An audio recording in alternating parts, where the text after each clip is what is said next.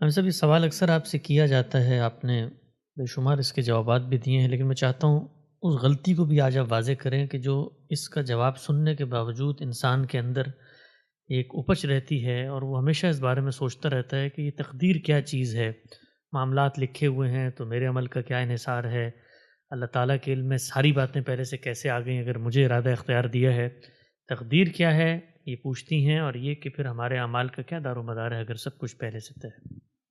یہ بات لوگوں نے ایسے مشہور کر رکھی ہوئی ہے کہ سب کچھ پہلے سے طے ہے۔ نہ قرآن میں ایسی کوئی بات ہے، نہ حدیث میں ایسی کوئی بات ہے۔ سب کچھ پہلے سے اللہ کے علم میں ہے۔ اللہ تعالیٰ نے ہمیں پیدا کیا ہے، وہ ہمارا خالق ہے، وہ حال کا بھی علم رکھتا ہے، مستقبل کا بھی علم رکھتا ہے۔ اگر اس کے علم میں کوئی نقص ہوتا تو یہ اتنی بڑی کائنات چل نہیں سکتی تھی۔ اس لیے وہ ہر چیز کا علم رکھتا ہے، ماضی، حال، مستقبل سب کو احاطہ کیے ہوئے ہے۔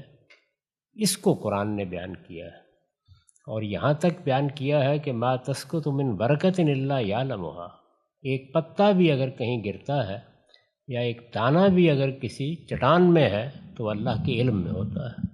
تو یہ علم الہی کا بیان ہے، اس سے کوئی تعلق نہیں ہے کہ آپ کو کسی چیز کا پابند کر دیا گیا ہے۔ انسان کو ارادہ اور اختیار دیا گیا ہے۔ اس ارادے اور اختیار کو ہم اپنی ذاتی زندگی میں شب و روز تجربہ کرتے ہیں۔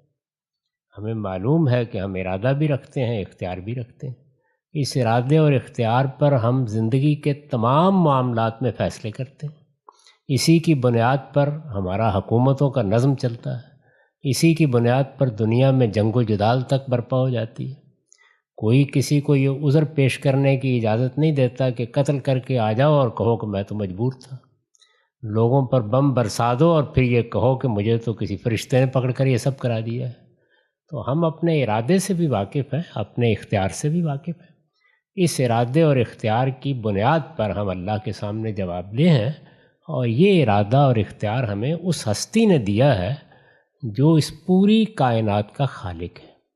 لہٰذا وہ اس کا علم رکھتا ہے کہ یہ ارادہ و اختیار استعمال ہوگا تو اچھا استعمال ہوگا یا برا استعمال ہوگا۔ تو صحیح صورتحال یہ ہے، جس طرح لوگ اس کو بیان کر دیتے ہیں اس طرح نہ یہ قرآن میں بیان ہوا ہے نہ حدیث میں بیان ہوا ہے۔